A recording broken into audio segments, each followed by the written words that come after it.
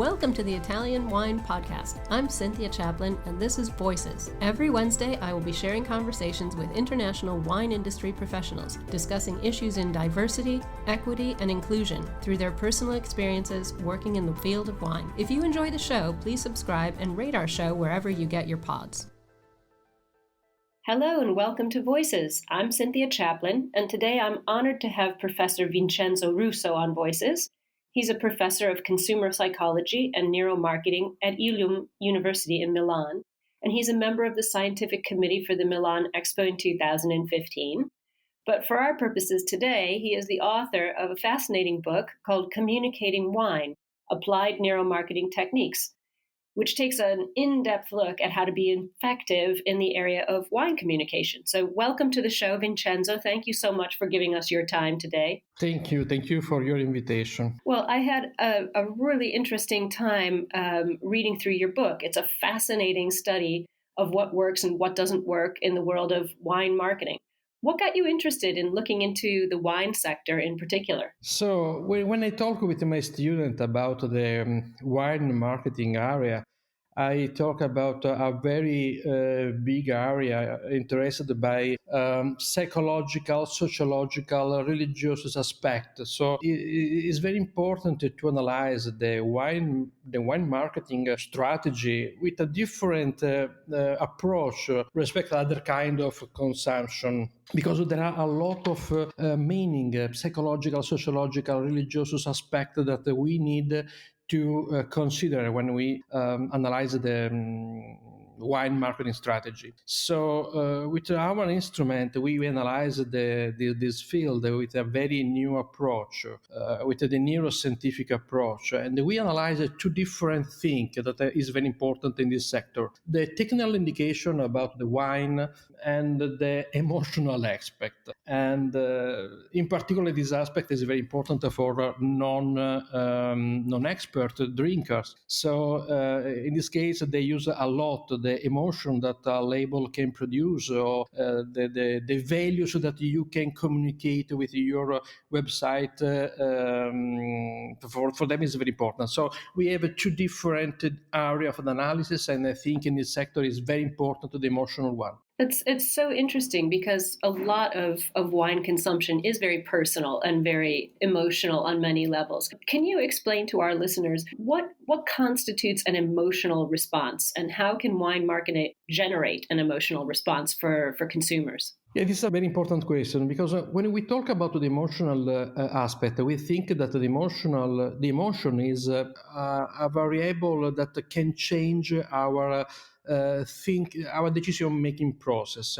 In reality, the emotion is a very important part of this kind of process. So when we talk about the emotional response, we talk about the normal approach to the stimuli. There is a very famous sentence from one of the main experts in neuroscience, Antonio Damasio. He was the author of one of the very incredible book. The title was The Discarded Error. And he said that we are not thinking machine that can have emotion, but we are emotional machine that we can have thinking process. So the emotion is a part of our reaction to the stimuli. The first part of the brain that we can activate with the stimuli is the limbic system, the very whole part of our brain dedicated to the emotion. So when we talk about the reaction, we talk about the emotional reaction, and then we activate the other part of the brain, the cortical part, the noble cortical part dedicated to the rational part of our decision-making process. So when we talk about the emotional response, we talk about the normal reaction to the people to, for example, the color of the wine, the color of the label, the size of the bottle. And I think in the wine sector, this aspect is very important. There is a very famous theory about the decision-making process from a very old expert that in 1981, they said that we have two different processes of decision making. The first one is linked with our rationality. And when we have a very big engagement, big motivation, and when we are expert we use the rationality, we use the noble cortex. But many times we have a very low motivation, or if we have a very a high motivation, we can have also a low capacity of and ability to understand as expert. In this case, we use a very peripheral reaction, emotional reaction to decide. So usually when we talk about the consumer, we talk about non-expert usually. So they use a lot the emotional reaction that can produce a label or the color of the wine and so on. So for us in the wine marketing sector, is very important to analyze this part of our brain. It's very interesting. You make a good point there too, that there are several categories of wine consumers: wine experts or sommeliers, or just average wine drinkers, or people who are new to wine. What are the different messages that appeal to each one of those groups? How can wine producers adapt their label design and their marketing to attract those people? We know that there are a very different reaction to the stimuli, like a label from expert and non-expert. For example, from our studies, we can see that usually the non-expert look a lot information like organic certification of the wine, and usually the expert don't pay attention to this information. I don't know why, but usually when we compare the output from eye tracking, the tracking tool for the analysis of eye movement, we can see that the non-expert look at this indication, maybe because they understand the meaning of organic certification. They look at the organic certification, they look at the capacity of the bottle. It's very strange because usually the capacity of the bottle usually is the same, but they look at this information maybe because they want to understand, or maybe because they understand this kind of information. Anyway, if we want to talk about the different aspects important for different expert and non-expert drinkers, we can see that the non-expert are so attracted by the history, the storytelling of the wine. Usually you can find the storytelling in the back of the label. And for them it's very important to understand the history of the winery, and they wanted to have more information about which kind of flavor they can try with this wine, and the combination with food. And for them, these three indications are so important. In expert like a sommelier, this is not so important. It's important which kind of wine you have in this product, and the brand, the terroir, and there's a very different approach. If we look at the brain of expert and non-expert and the activation of the brain with the magnetic resonance, we can see that the two groups use a different part of the brain. Usually the non-expert have the activation of the whole part of the brain linked with the emotion, the limbic system, and the expert have the activation of the dorsal prefrontal cortex. This part of the brain is linked with the rationality. So the approach to the wine is completely different. But I remember to the producer that usually the non-drinker, the non-expert are the big market. So maybe it's important to create the label for the non-expert and not for the expert. That's such an interesting point. There are definitely fewer experts in the world than non-experts. So I can see what you mean. The market for non-experts is much bigger. I want to touch on something you just mentioned, the use of eye tracking and heat mapping experiments. Can you explain to our listeners what these methods were and how they worked in terms of measuring response? Because it's fascinating to read in the book.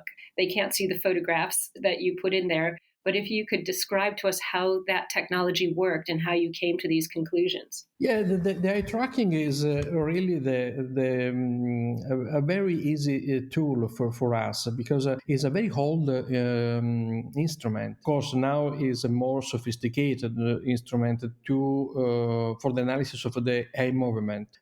With this tool, we can have indication about the fixation of some web page, for example, or the label. How many milliseconds people look at this indication? The sequence of the vision of a little part of the bottle, a little part of the website. So it's a very important tool for the analysis of eye movement, for the analysis of the vision of something. But I think it's very important to use other instrument. The neuroscientific approach usually put together different tools like EEG, electroencephalography that talk with the eye tracking instrument. So with the EEG, I can have information about which part of the brain is activated, and this for me is a very important indication because it can give indication of can give information about which kind of emotion, positive or negative, the people have when look something.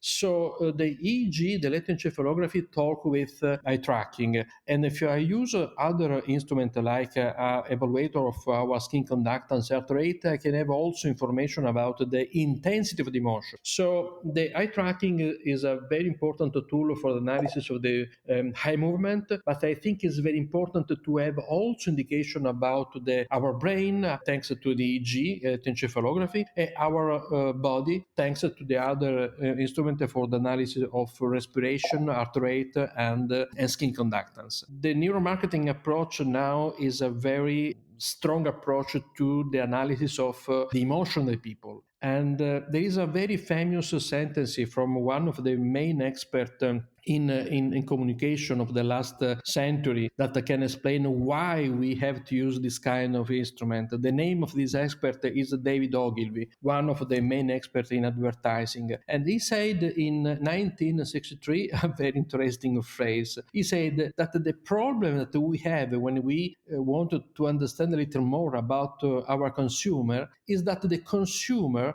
don't think how they feel.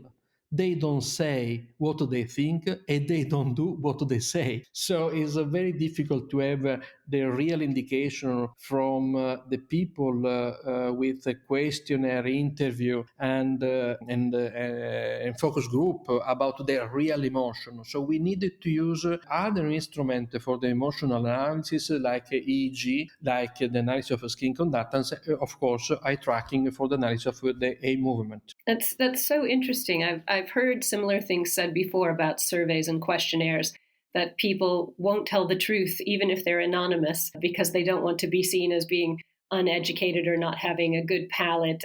Even if they're drinking box wine, they won't admit to it. So that's a very good point. So the technology that you're using is much more of a 360-degree technology. You're able to track eye movement and other body responses and not rely on actually what the people say they're going to do. That's very interesting. Let me just ask you, Vincenzo, how do you do this research? Do you have 50 people in a room, each of them with bottles of wine in front of them? Or what does it look like when you're doing this research? I'm curious. No, we usually have one person in our lab for each protocol, and because we spend 20 minutes to put all instrument in the body of the people, and but usually we have at the end of our research about 20 people or 30 people, and with a very short sample we can have a very valid data because we analyze the instinctual reaction of the people, and we don't analyze the opinion of the people. When we study the opinion of the people, we need a very big sample. But when we analyze the reaction of the people, the instinctual reaction of the people, we need to have a very short sample, a very little sample. So for us, it is important to have 20 people.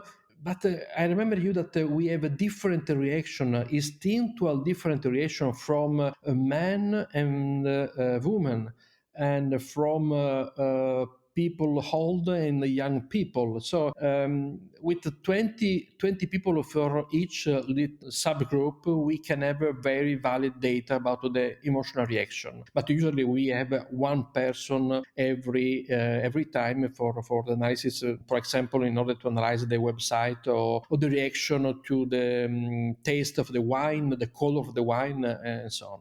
And so interesting.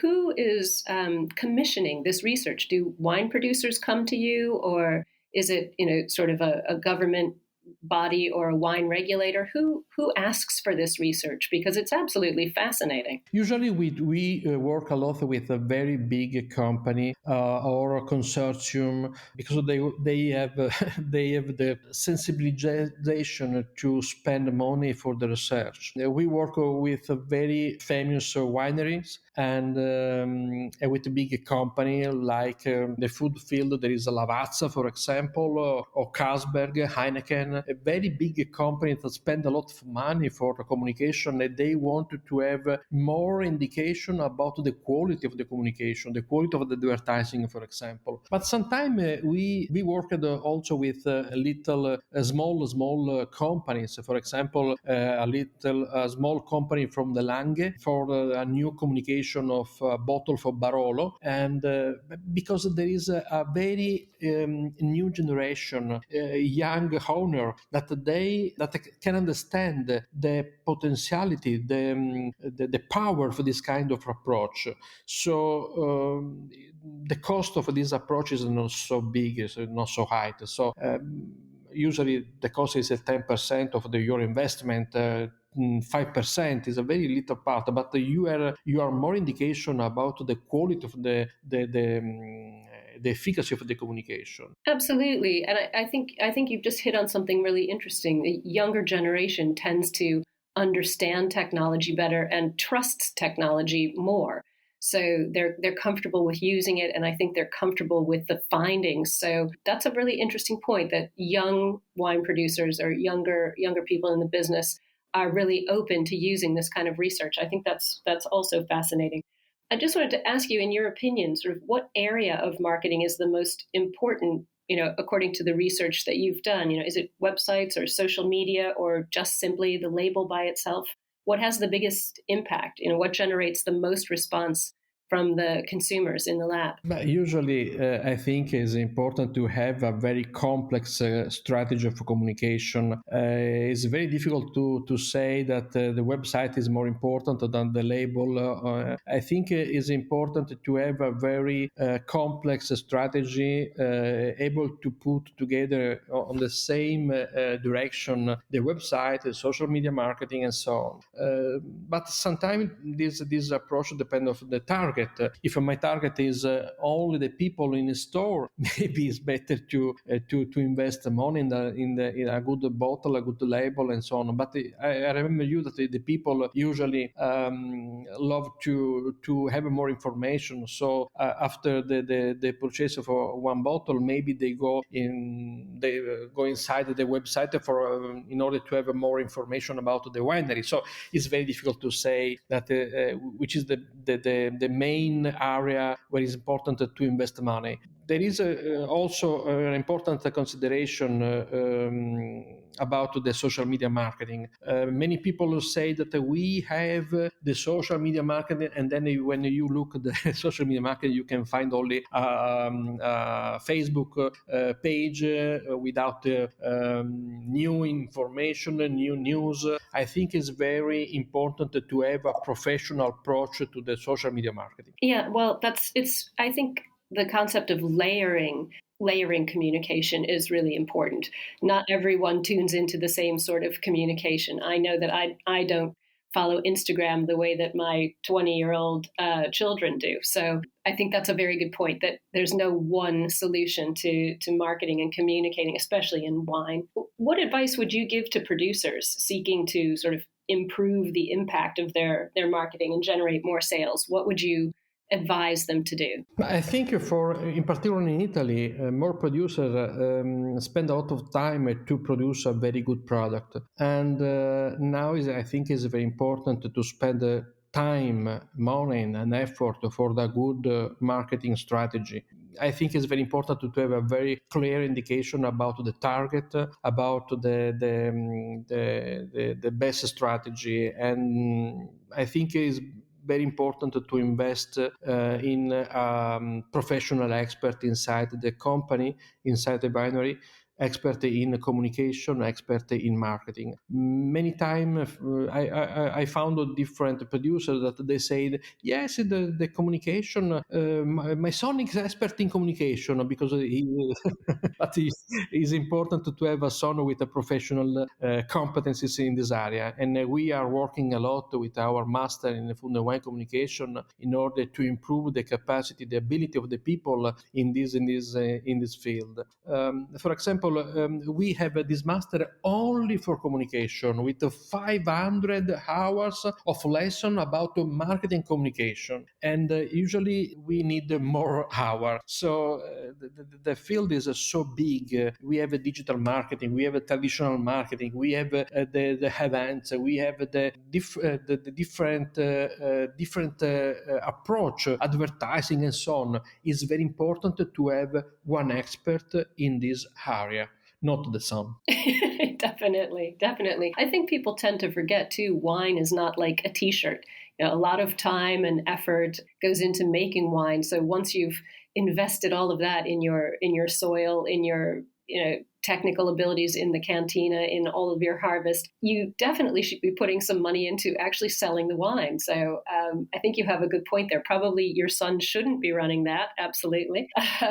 After all the effort that you've done to get your product to market, it should definitely get its message out. So this is a fascinating topic, and I'm so interested to hear how many opportunities to study at the university just wine marketing. It really shows how our society now is so inundated with messages. It's important to be able to target and to focus properly. So thank you so much for coming on. Before I let you go, I'm going to have to ask you, what is your favorite Italian wine, Vincenzo? What would you drink if you were opening a bottle for yourself?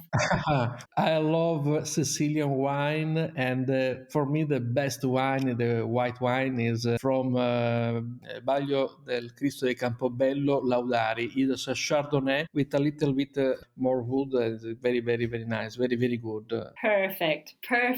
Aren't Sicilian wines doing well now? Talk about marketing success. Well, thank you so much for coming on today. Thank you. Really appreciate it. And this is such a fascinating topic to talk about. So thank you for giving me the chance to read your book and coming on and chatting with me today. Thank you, you too. Thank you for listening, and remember to tune in next Wednesday when I'll be chatting with another fascinating guest. Italian Wine Podcast is among the leading wine podcasts in the world and the only one with a daily show. Tune in every day and discover all our different shows. You can find us at ItalianWinePodcast.com, SoundCloud, Spotify, Himalaya, or wherever you get your pods.